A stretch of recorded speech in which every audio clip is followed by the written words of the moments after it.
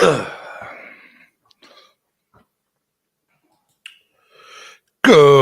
morning, everyone. Let me just get into the right view that I want to hear. Good morning, good afternoon, wherever you are on this big brown planet. Thanks again for tuning in to this little live thing. I'm slowly getting my head around what it means to live stream, what the purpose is, how to best utilize it. And I know it's not currently in this format. I am pretty well aware at this point that I'll probably need to spread this across several different platforms and work out all the intricacies. Because at the moment, I basically put something up on Instagram and then boom, I go live, which I like. I like that flexibility. But, is this the right platform to do it? I'm not sure. But I'm certainly enjoying the opportunity to react to things that are happening overnight in the news, because that's primarily what this show is all about. Before I get into the big stories of the day, I would suggest, because for my American friends, it's 6 o'clock in the afternoon, maybe 3 p.m. over in LA. Who knows, wherever you are. Before we get into the big one of today, this show is definitely geared to making sure there's no politics.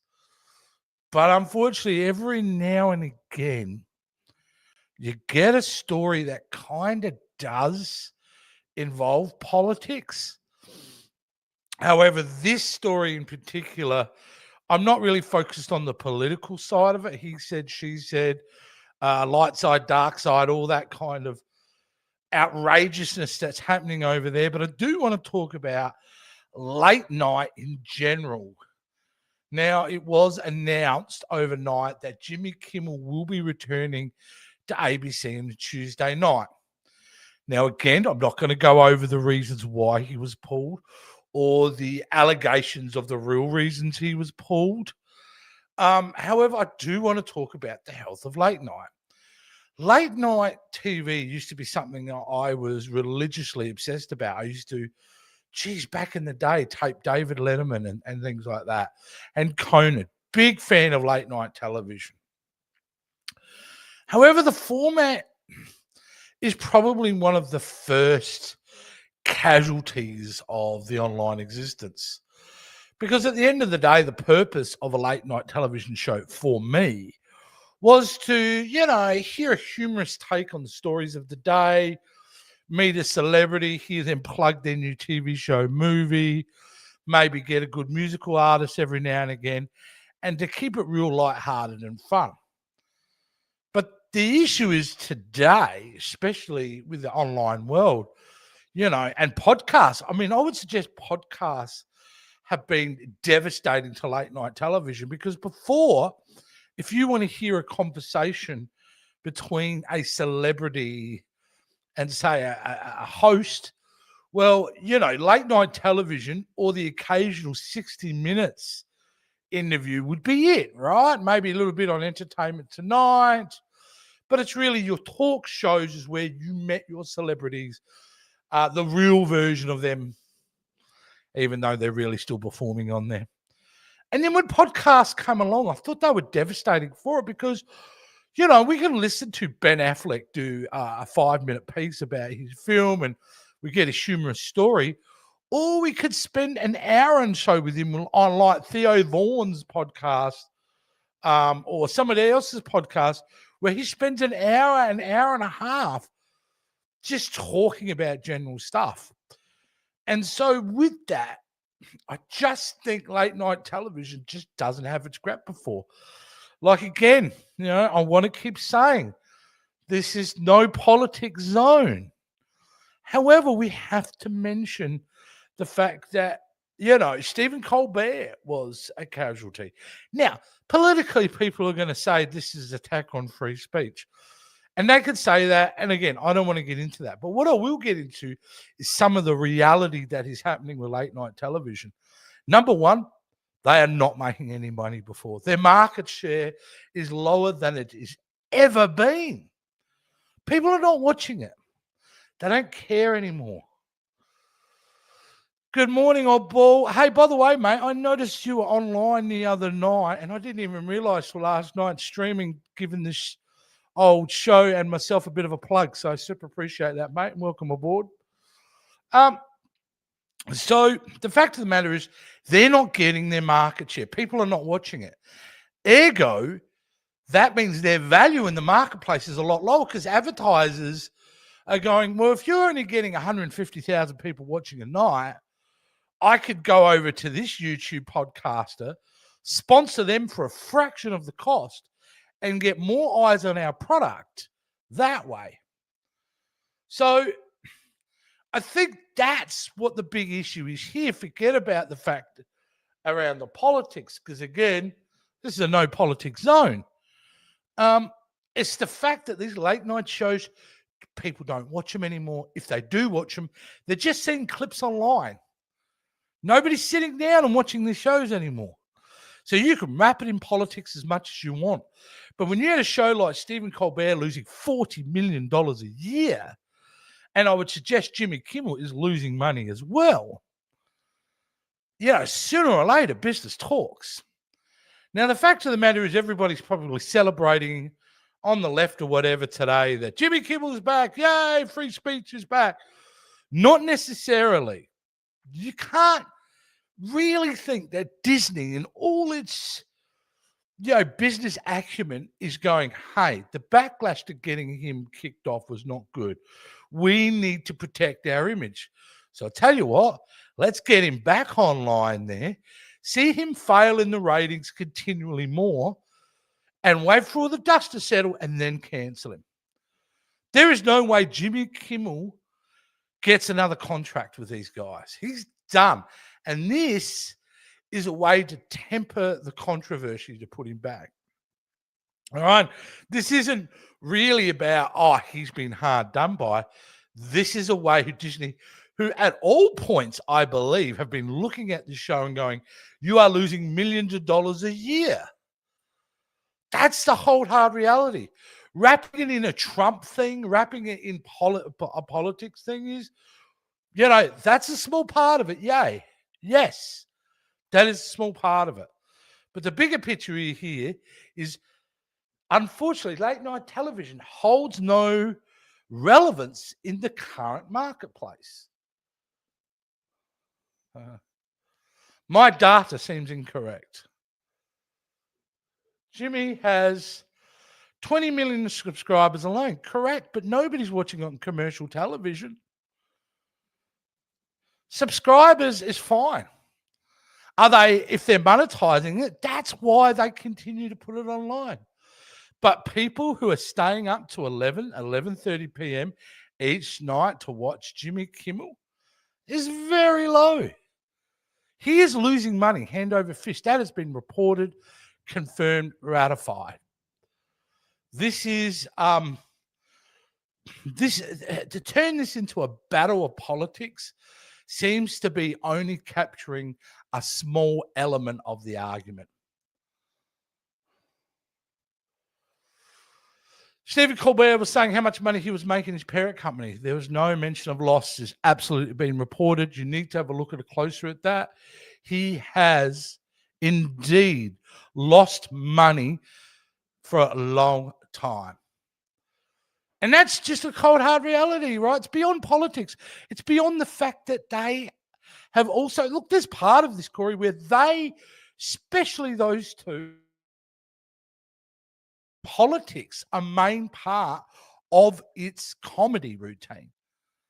And I honestly think that a mistake. If you look back at Johnny Carson, or if you look back at Jay Leno or Conan O'Brien, they went both sides of the fence. Both sides of the fence.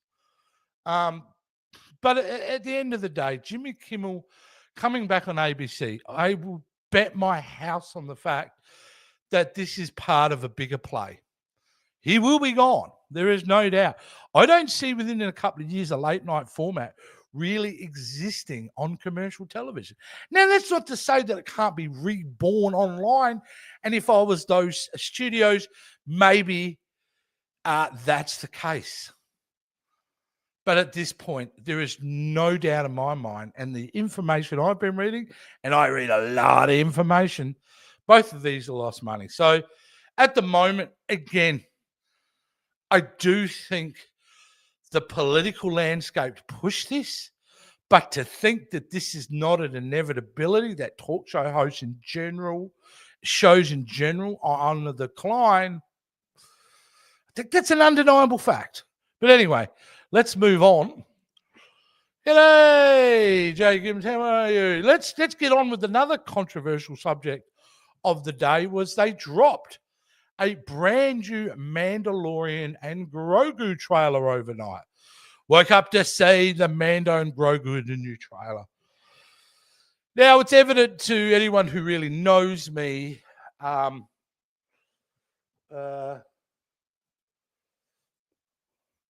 Now, the right are trying to suppress. That's why we're not doing politics, because unfortunately, mate, this is where you and me will disagree. It's either left or right. It's absolutionist. You're either with the good guys or with your villain. And I'm sorry, my cynical eye says everybody's a villain here, right? There are no good guys or bad guys. Why do we think in such simplistic terms like this? It's it blows my mind. You've ever met a politician you could trust? Ever? Forget about party alignment. Ever? I don't get it. That's why, again, I'm getting out of it. That is officially the last time we're talking about politics. So it's a no politics zone. Let's get back into Mando and Grogu. Now, Mandalorian and Grogu dropped this trailer, and honestly, this was a bit of a surprise when they announced this for me, because I honestly feel that it's a hard ask to turn a television show into a film. Well, The Mandalorian, my Lord, thank our omnipotent leader up there for delivering us to Mandalorian, which essentially in many ways kind of saved Star Wars. If you remember when it was released, Rise of Skywalker had come out that same year, I believe, or the year afterwards, and was disastrous for the franchise. It's probably the most hated film out of all the 9 films, because even Last Jedi has, its detractors and its supporters, but Rise of Skywalker, generally known as not good. So here comes along Mandalorian. First 2 seasons, perfect. Maybe they've hit a few speed bumps. And now they go, well, guess what? You love Baby Yoda. We're going to give you a movie. And I watched the trailer, and I got to say, I think they're going to have a problem here. Not very much with its content. Like, the story might be phenomenal, and like, it looks great, but I got to say, it doesn't look that much different from what we'd see on TV. So how are you going to get everybody off their backsides?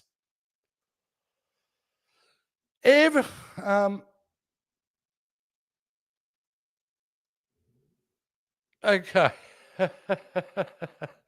Anyway, I'm not showing them. Oh, but we are not getting into more politics on this show. Not doing it. Clearly, we have a different opinion on what's going on here. Don't want to get into it. Anyway, so my problem is, how do you get everyone to the cinema to see this film? How do you do it? Like, when you can watch it at home for free, why would you go to the cinema and see it? And the only thing in that trailer, well, this looked great, don't get me wrong, was it said forged in IMAX. And I think, well, that's what they're really going to try to sell the audience on. We'll be like, you've got to come and see it. You've got to see it in IMAX. We filmed it in IMAX. It's got to look spectacular. That's great if you have an IMAX local to you. If you don't, you're seeing it on a big screen. Then you're getting into a space where potentially it could not be as profitable, because people will say, well, I've got a 45 to 60 day turnaround here, right? Like, it'll be out in the cinema And within maybe 90 days, within 3 months, I'm going to be able to sit at home and watch it on Disney Plus. Well, what's going to drag me into the cinema? And so I think that they're not alone in this. And I don't think other films haven't already suffered from this. I think superhero movies are feeling the impact of the idea of being on streaming within 3 months. However, there's no question on the quality of this. Mandalorian, Grogu, and Babu Freak, I'm excited whether it's good or not. May and Star Wars brings back our childhood. Agreed. Like, there is no way on God's green earth that I don't go and see this. It's weekend off. And I think you've got an automatic buy-in with the audience. So, yeah, it would be profitable. But what I'm saying is maybe a film that maybe makes $600 million at the box office 15 years ago probably would have hit $1 billion because of the options available to you. I have no doubt with of course, the unbelievable Jon Favreau being involved and him knowing the material, it's going to be a rip-roaring adventure. And I love the design aspect of it. The new poster, which gives it this 1940s adventure kind of Flash Gordon vibe to it. Mwah, magnifique.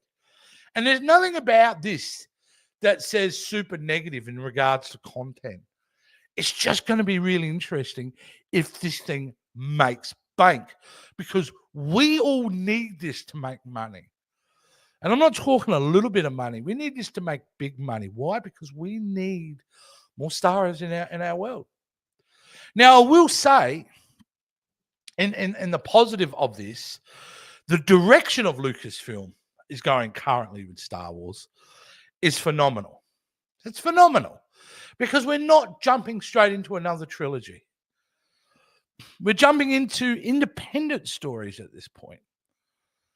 Like the idea of having a Ryan Gosling Starfighter film, it may not set the world on fire, but to me, it's like, well, you've got the right people in place. Sean Levy, who is a fantastic director and certainly a perfect fit for a Star Wars action adventure film.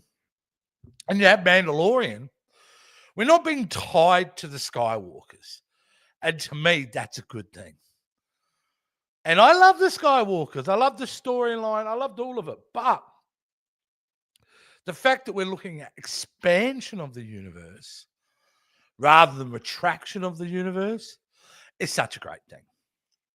I'm not against diving back into that world of the Skywalker storyline if they have a very good story to tell. But to see the future of where they're going here, and, you know, I just want this to be big. I really want the audience to go see Star Wars at the cinema again and get that feeling that we all had as kids when we went and saw it. And so marketing becomes essentially really important. The strategy behind getting people off their backsides and into the cinema, it's really important. It's really, really important. I have a lot of faith in films since Jon Favreau's director. May the Force be with us. I couldn't agree more. Like, Jon Favreau is the perfect guy to be doing this. You know, and I do agree. This is the way. Dave Filoni, being an executive vice president, chief creative officer at Lucasfilm, is the right direction. Now, let's look into the titles you've just said there, because I think you're being very smart here in your commentary. Because you're not saying he should be CEO, and I agree with that 100%. There's no way a creative person like Dave Filoni should be taken away from his storytelling. Now, you could argue, hey, DC have just set the standard where they've got one of their most creative director now in charge of DC Studios. Well, he's the co-chair, isn't he? Him and Peter Safran. And I would love if they had another more recognized, successful producer and someone like Dave Filoni working together as top of the table. But just to have Dave Filoni as executive vice president, which means he gets a hell of a say in the content and the storylines, and chief creative officer, which I think is the most important role, because It's not only the responsibility of continuing the story that he's been involved in, but then being open enough for another creative opportunities to come in. Yes, I think that would be great. So don't get me wrong. My issue is not with the film itself, not even with the trailer, which I thought the trailer was good. I'm not even going to say the trailer was amazing. I thought the trailer was good. I'm just more concerned in how in its success, because it needs it. And next year is going to be a fascinating year because there's some big films out next year. And, you know, I don't think it's like it used to be, where you would say Star Wars film, slam dunk, highest grossing film of the year.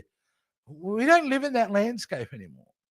So even this, which you would think, well, it's a home run, is not necessarily a home run. But I'm supporting it. I'll always support this. I mean, hell, I only have one tattoo. And I'm married with 2 kids who are the most important things in my life. I don't have a tattoo of them. I have a tattoo of the Star Wars logo. So clearly I'm locked in. Locked right in.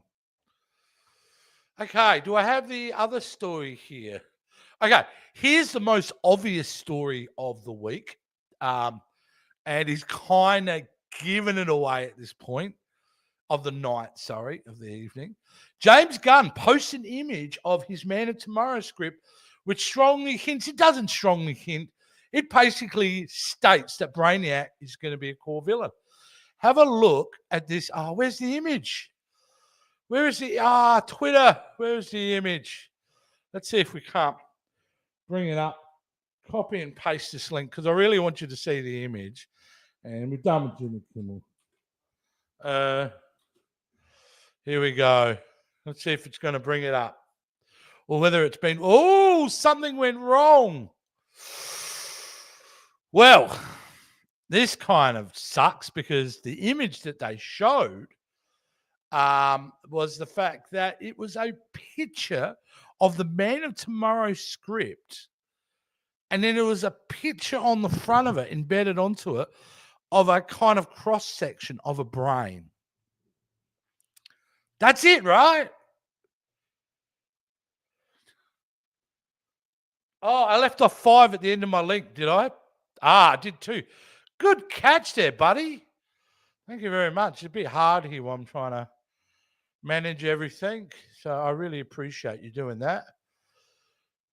Here we go. Let's see if we can get the image. Here we go. There we go.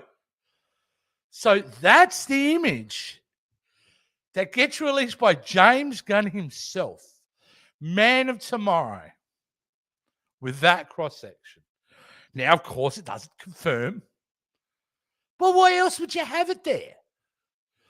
Like, why even put that there unless we're all missing something here?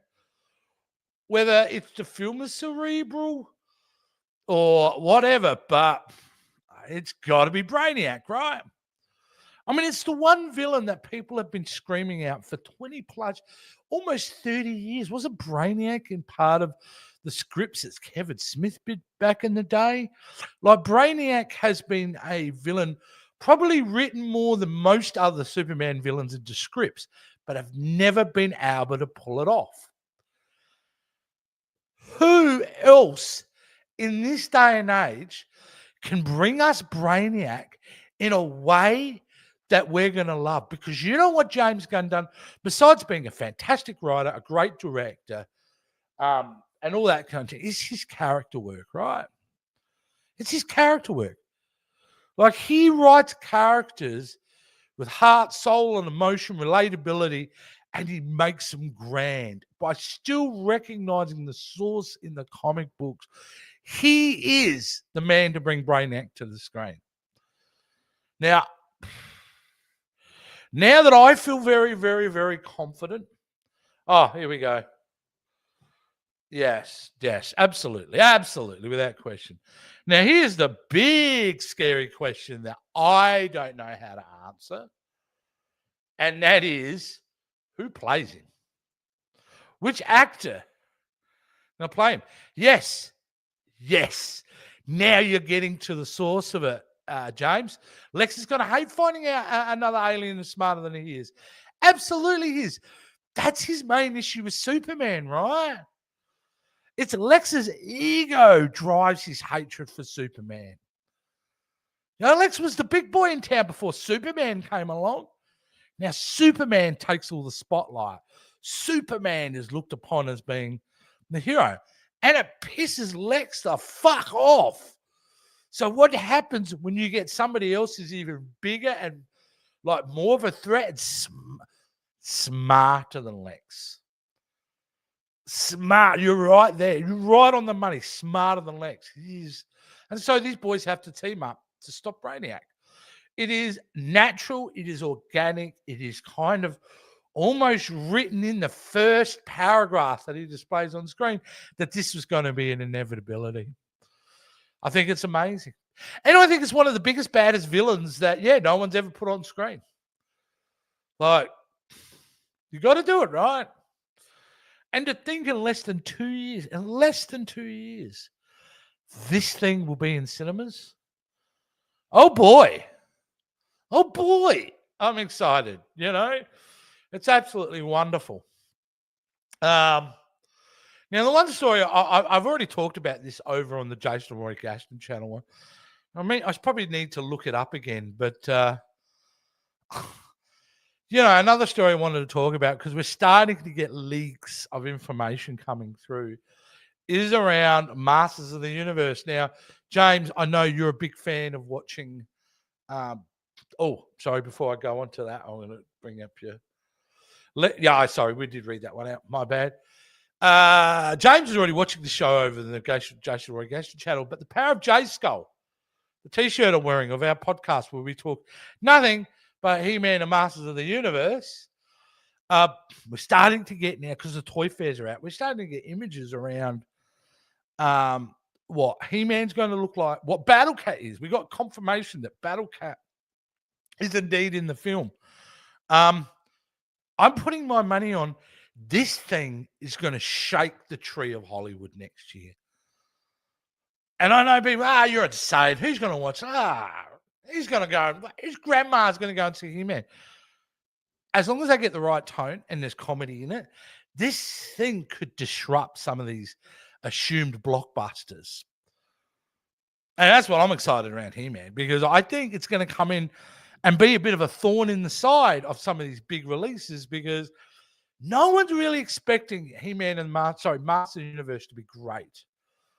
But if you look at who's involved, and you look who's directing, you look who wrote the script, and you look at all the stars that they've got, they have all the ingredients to be a tree shaker of a film. So that's wonderful. And I tell you what, as long as I'm going to be doing this, in the next 12 months, if I'm doing this, you're going to hear me talk about a lot when it comes to Masters of the Universe. A film I can confirm that is real. A film that I can confirm that is not real is this. Sherlock Holmes 3 coming out around Christmas. Woot woot. Sorry, mate. We would call that fake news. As I call it on my little shorts, bullshit movie news. That, my friend, is bullshit. And I'll tell you why. Robert Downey Jr., A, has not filmed it. B, is currently still wrapping up in Doomsday. So the fact he didn't film this film prior to filming Doomsday, and being now that we're now in September, it is impossible for him to have filmed Sherlock Holmes 3 for a Christmas release. I don't even think Guy Ritchie's had anything to do with it, and Jude Law, I don't believe, is being involved. So unfortunately, mate, that is fake-ass news. All right. You know what is coming out in a month? Like really soon. And raises some red flags, but also raises a lot of green flags, is Tron Ares. Tron Ares, whatever you want to call it, hit cinemas in less than a month. Wow. I stand by the sequel, Tron Legacy. In fact, for me, it's the best Tron film they did. Just from a plot, story, themes, music, effects, themes, the whole thing. I honestly think Tron Legacy is a great film. This one I'm really interested in too, and I'm not a Jared Leto fan. My God, that's your big red flag, right? Jared Leto's in this film. It's a giant red flag. You can't say that's not. Just because we're going to, we know that he can be hit and miss. Mostly miss. It's also another red flag is why October 10th? Why release this in the season of Halloween? Because they're unsure. The confidence is low, right? They put it as a November release. A November release would give them confidence going to the Christmas evening. They didn't give it a summer release. Definitely no confidence there. They give it an October release because they're not sure how it's going to be received. And if it's received well, then great for them, right? They've got the whole of October. They're good counter programming in the season of Halloween. And it could have a big life. And the green flags is it looks great. The soundtrack looks great. I like, even though I was anti the idea of this plot in the beginning, I'm actually come around on the plot quite a lot. I think we've got a good idea. I think we've got a good concept. I don't care, like in this story here, talking about how come Jeff Bridges is the only character returning. Does it really need all those characters we saw 15 years ago in a film? No, we don't. Just move on. Just do your new story. But initially, I'm like, oh, no, they come out to the real world. What the hell? But the fact they're framing around AI and all that kind of thing, yeah, I'm down. I will be going to see this. The next film that I see in the cinema will be Tron Ares, which I'm really, really, got to admit, really excited for. I think I think they can make something work there if they just temper down Jared Leto. Like Jared Leto, he is who he is, but if he's staying stoic, almost robotic-like, well, maybe it works. And you know what, secretly, I'm kind of rooting for Jared Leto to get this right because Jared Leto's still getting cast in big movies. He's about to play one of my favorite villains of all time, Skeletor, next year. So I'm kind of rooting for a renaissance selfishly. I mean, I don't know. I mean, he's the lead. James Gibbon is. We've got a good concept. We'll agree. Just a terrible. I'm still going, yes. But is he the lead? Like, part of me thinks this might be a Beetlejuice situation where even though he's titled the lead, maybe he only appears on screen for about 20 minutes out of the whole film because that's the famous thing about Beetlejuice, right? 17 minutes on screen in both films. But you feel like he's the lead through the whole thing. It's just when they use him right. And so I get the feeling that's where Jared Leto's not going to be on screen every single frame of this. So I think it might work.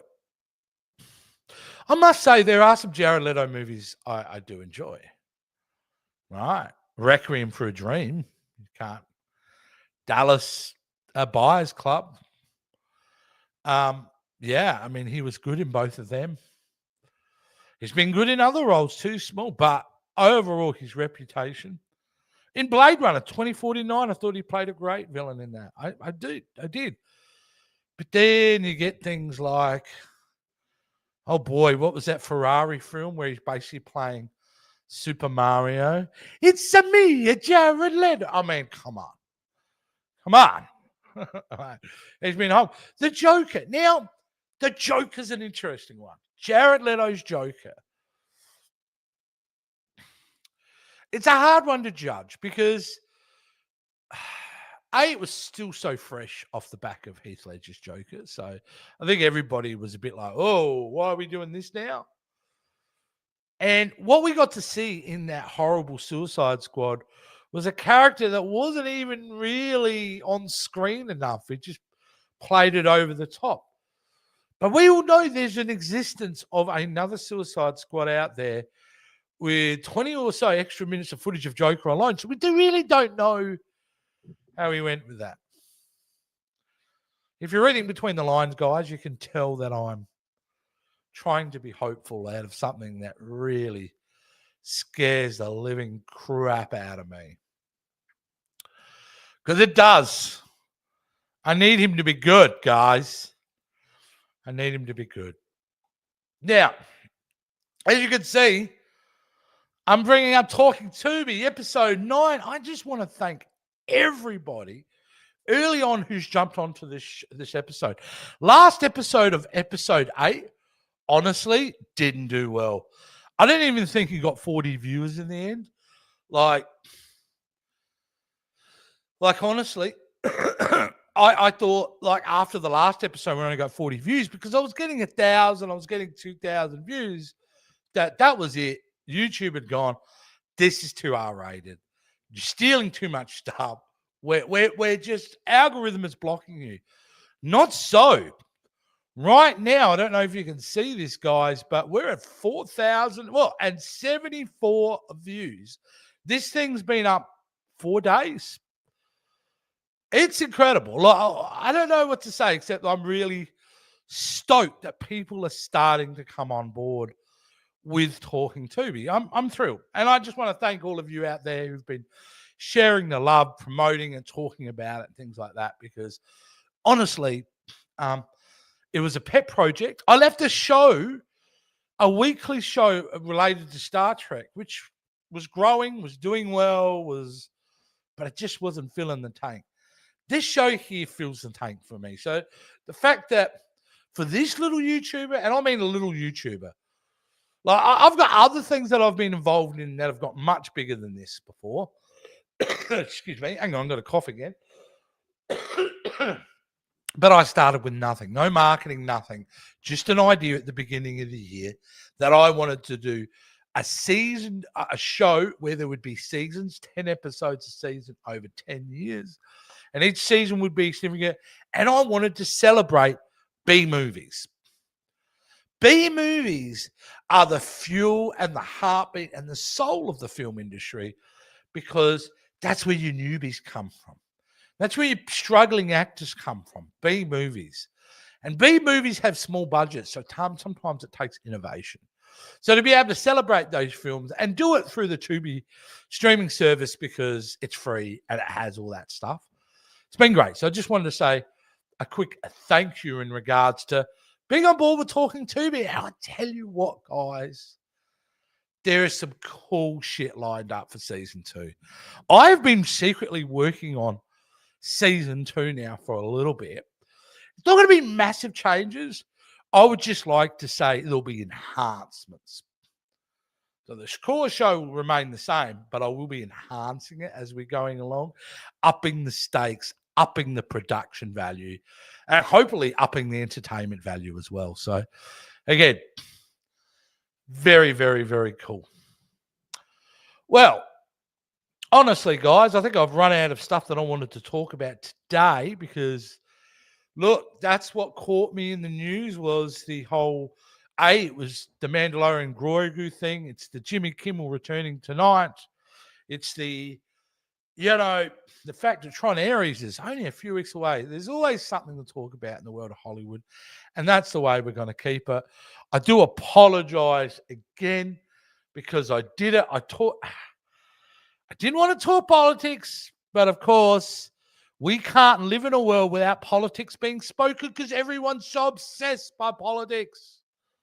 You've got to be on this side. You've got to be on that side. Both sides yelling at each other, threatening each other. You're a fascist. You're a fascist. And nothing gets done except anger. But not in Hollywood. Hollywood is the place of dreams. It's a place of fantasy. It's the place where you can go to any world, any place, any time through the screen in front of you. And that's why I love it. And that's why I'm going to continue to talk about it. But boys, that'll be it for now. You'll catch me back in a couple of days, I'm sure, because there will be more news coming about. It's about some random shit in Hollywood that's worth talking about.